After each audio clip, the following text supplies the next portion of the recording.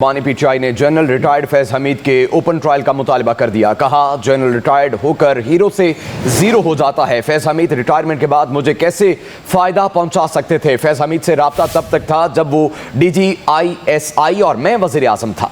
मजीद कहा कि जनरल फैज और मेरा मामला फौज का अंदरूनी मसला नहीं है। साबिक वजीर आजम को मिलिट्री कोर्ट ले जाने से पाकिस्तान का इमेज खराब होगा। बानी पीटीआई ने कहा कि मलिक रियाज और NCA के दरमियान डील खुफिया रखना मजबूरी थी। बानी पीटीआई ने अडियाला जेल के कमरा अदालत में सहाफियों से गैर रस्मी गुफ्तगू की। कहा, फैज हमीद से उस वक्त तक राब्ता रहा जब तक वो DGISI और मैं वजीर आजम था। यकीन माने उनकी रिटायरमेंट के बाद मेरा उनसे कोई ताल्लुक, कोई राब्ता नहीं रहा। रिटायर्ड जनरल के पास कोई ताकत नहीं रहती। फैज हमीद रिटायरमेंट के बाद हीरो से जीरो हो गए। मुझे क्या फायदा पहुंचा सकते थे? कहा, गाजी फायज ईसा जाने वाले हैं तो अब जनरल फैज का ड्रामा रचा दिया गया। बानी पीटीआई ने फैज हमीद के ओपन ट्रायल का भी मुतालबा कर दिया। कहा, यह मामला नेशनल सिक्योरिटी का नहीं, लोकल मसला है। जनरल फैज और मेरा मामला फौज का इंटरनल मसला नहीं। कहा, अगर 9 मई की साजिश का मरकजी किरदार जनरल फैज है तो मुतालबा कर रहा हूँ ओपन ट्रायल किया जाए। रजीम चेंज और 9 मई की साजिश बेनकाब हो जाएगी। कहा, यह कौन सी जमहूरियत में होता है कि एक साबिक वज़ीर आज़म का ट्रायल मिलिट्री कोर्ट में किया जाए। बानी पीटीआई ने कहा, मलिक रियाज और NCA के दरमियान डील खुफिया रखना मजबूरी थी। नैब और FIA से ओपन कर सकते हैं। कहा, नैब तफ्तीशी ने बयान दिया कि मलिक रियाज का पैसा चोरी का नहीं था। उसके बाद 190 मिलियन पाउंड रेफरेंस तो खत्म हो चुका। यही बात हमने काबीना में डिस्कस की थी कि जब ये पैसा चोरी का नहीं तो इसे पाकिस्तान लाया जाए। तहकीकात के लिए बरतानिया जाना पड़ता, अदालत में केस करते, फैसला आने में 5 साल लग जाते। बरतानिया से जो रकम पाकिस्तान आई उससे अब तक ये 20 अरब कमा चुके हैं।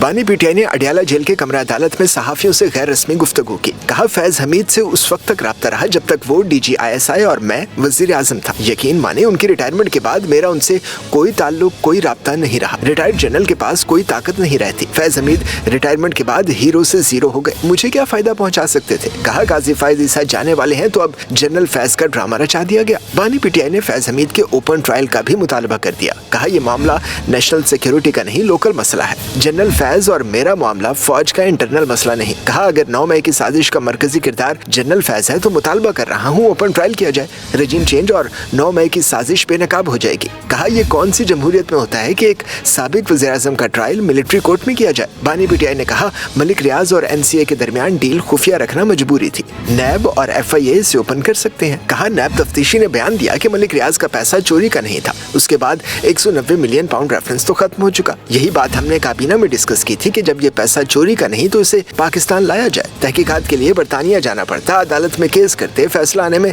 5 साल लग जाते। बरतानिया से जो रकम पाकिस्तान आई उससे अब तक ये 20 अरब कमा चुके हैं।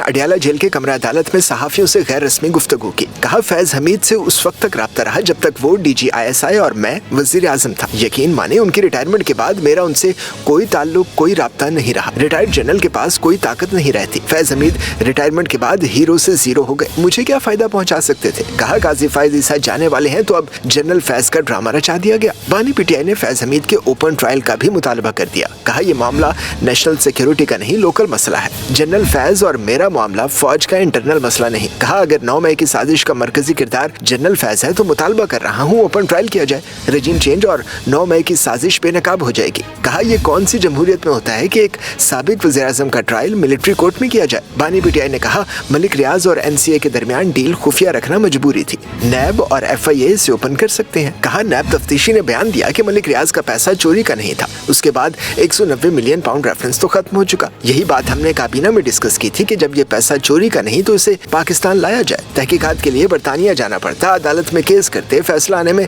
5 साल लग जाते। बरतानिया से जो रकम पाकिस्तान आई उससे अब तक ये 20 अरब कमा चुके हैं।